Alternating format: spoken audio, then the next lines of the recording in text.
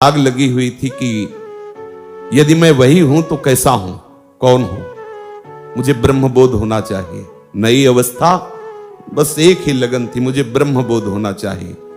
गुरुदेव भगवान का आदेश बद्रीनाथ, मुझे पता था कि वहां व्यवहार का उत्सव है, भंडारा और सब जैसा होता है संतों का, ऐसा मन में लगा कि गुरु आज्ञा का उल्लंघन।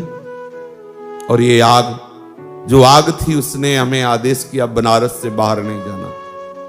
क्या करें? उस समय तक समाधि मठ में रहते थे, मुमुक्ष भवन के पास है। एकदम अंदर से निश्चय आया, एक बार कूदो। बस एक दो वस्त्र लिए बाहर निकले तो जो गेट द्वारपाल थे और उनका, इस समय आप कहां जा रहे हैं? तो हमने कहा प्रश्न करने की जरूरत नहीं, सदगुरुदेव भगवान पूछे तो कह देना 80 घाट में है। चले गए, क्योंकि पास कुछ ले रहे थे, चेक करने की जरूरत नहीं। आश्रमों में ऐसा होता, और ऐसा होना भी चाहिए कि उनकी सुरक्षा में सहयोग देना चाहिए जो जहां है, क्योंकि उससे भी तो प्रश्न होते हैं। 80 घाट में जब आए तो निश्चय किया, यह हम हृदय की बात करें, आज के बाद कभी अर्थ स्पर्श नहीं करेंगे जब तक ब्रह्मबोध नहीं होगा। आज के बाद किसी के दरवाजे पर भिक्षा के लिए नहीं खड़े होंगे और किसी को अपना मित्र नहीं बनाएंगे।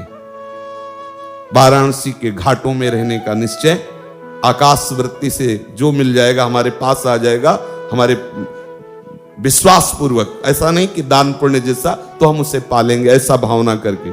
संध्या काल में देखा, दंड लिए हुए गुरुदेव भगवान आए, साष्टांग दंडवत किया। उनका एक क्या उद्दंडता है, हमारा जो उद्दंडता तो है, पर हम रोने लगे क्योंकि हृदय में पीड़ा थी। उनका महाराज जी, आपको हृदय की बात कहता हूं, जब तक मुझे ब्रह्म बोध नहीं होता मुझे कुछ अच्छा नहीं लगता। मुझे बद्री नारायण जाना और वहां संतों की संगोष्ठी, मुझे बस एक आग लगी हुई, मुझे ब्रह्म बोध। ऐसे होता है ब्रह्म बोध, घाट में पड़े रहने से भिक्षा तो चाहिए ना, वास तो चाहिए ना, ऐसे ऐसे होता है। वो तो गुरु का मतलब माता होती है ना, अत्यंत दुलार। हम का आपके सामने वचन देते हैं, किसी के घर में नहीं जाएंगे, किसी आश्रम में नहीं जाएंगे, किसी छत के नीचे नहीं, यही घाट में रहेंगे, किसी से मांगेंगे नहीं, अर्थ नहीं छुएंगे। कभी आपको कोई ये कहेगा नहीं कि आपका शिष्य ऐसा, कभी आप निश्चिंत रहिए। बोले जो मन आवे सो करिए, चले गए। और काफी दिनों के बाद जब उन्हीं घाटों पे मिले तो ऐसे दंड सहित ऐसे हृदय से लगाया, बस ऐसे मौन रहे, कुछ बोले नहीं, बस ऐसे। अब कभी इतना सेतुआ मिल जाता जैसे भिक्षुकों को बांटते हैं, कभी 1-2 पीस बर्फी मिल जाती, गंगा जलपान। कई दिन, अन्नपूर्णा का धाम है, पर कई दिन ये सब्जी रोटी दाल, ये जो अपने भरपेट पाते, नहीं मिला। एक दिन विवस्ता हुई, गुरुदेव को वचन दिए थे, इसलिए मांगना का तो भाव ही नहीं था आश्रम में किसी के जाने का। नहीं तो मुमुक्ष भवन में खुला संतों के लिए भंडारा, आप जब जाओ वहां भिक्षा मिलती है। लेकिन वो जो आग थी ब्रह्मबोध प्राप्त करने की, उसने ये सब कर दिया। दरवाजे पे जाके बैठ गए, मांगना नहीं है लेकिन बैठ गए।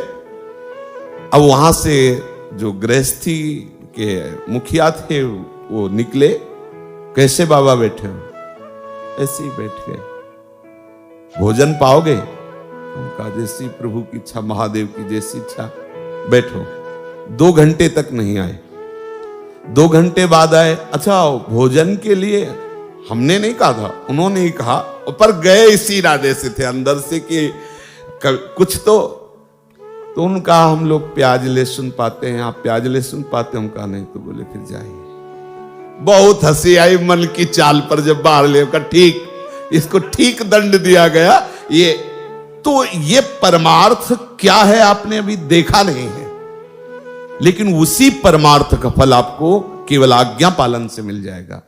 आपने देखा कहा है कि मन कैसा उपद्रव करता है, किस किस तरह से, और ठाकुर कैसे जला के उसे परिपक्व करते हैं। ये वृंदावन धाम है, ये सब आपको यहां नहीं करना है। आप तो बस श्यामा श्याम श्यामा श्याम रज में लुटना है। जब हम आपको समझाते हैं तो आपको लगता है कि कुछ तो हम में है। आप ये नहीं समझते कि माँ बच्चे को दुलार करती तो बच्चे की योग्यता देख के करती, क्या मेरा बच्चा है इसलिए दुलार करती। इसलिए सब, चाहे गृहस्थ हो चाहे विरक्त हो, गुरु वचनों के अनुसार चलोगे तो परमार्थ की ऊंचाई पर स्थित हो जाओगे, और मन की चाल पे चलोगे तो भटकना ही है। ये तुम्हें दिखाएगा कि हम यमुना किनारे खूब भजन करेंगे। हम आपको कहते हैं, अगर आपने कोई भी उद्दंडता की तो माना कि 4 दिन ये आपसे वो करवाएगा, लेकिन 5वें दिन ऐसी जगह खड़ा करेगा जहां से आपका परमार्थ क्षीण होने लगेगा। विश्वास मानिए, धैर्य पूर्वक गुरु आज्ञा के अंतर्गत चलिए तो ये मन श्यामा श्याम में अनन्य हो जाएगा, जो जन्म जन्मांतरों की साधना से नहीं मिलता, वो कृपा से तुम्हें मिल जाएगा। भगवत रसिक जी कह रहे हैं, कै बच्चा के पेट, बस बच्चा ही तो बनना। बच्चा क्या करता है हमें बताओ? बच्चा शब्द से क्या तात्पर्य है? केवल आचार्य चरण गुरु चरण के सहारे हो जाना, आश्रित हो जाना।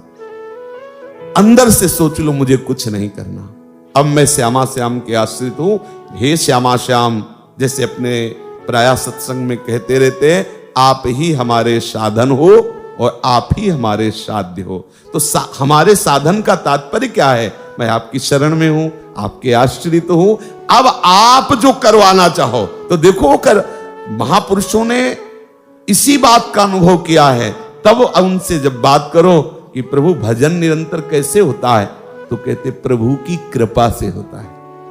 किसी भी सिद्ध महापुरुष से बात करके देखो, आपके जीवन की इस उच्चतम अवस्था पर पहुंचने का आपका क्या साधन रहा है, तो कहते सिर्फ गुरु कृपा, सिर्फ आचार्य कृपा, सिर्फ भगवत कृपा। किसी भी महापुरुष से पूछ लो, क्योंकि जो वास्तविक भजन होता है वो दिखाई देता है कि मैं कर नहीं रहा, ये तो प्रभु की तरफ से हो रहा है। सच्ची मानिए, ऐसे ही चल रहे हो, अचानक वृत्ति फंसी, कोई हमारा चिंतन नहीं, और क्या कहां से कहां पहुंचा दिया कि चलने की ताकत नहीं रही। कहीं ऐसा लगा कि कहीं गिर न जाए, कोई आश्रय लेके बैठ, कोई चिंतन हमारा नहीं, कोई प्रयास हमारा नहीं, कहां पहुंचा दिया। इसलिए आश्रित हो जाओ, दृढ़ता पूर्वक आश्रय श्री श्यामा श्याम के चरणारविंद का, और अनन्य चिंतन प्यारे जू के नाम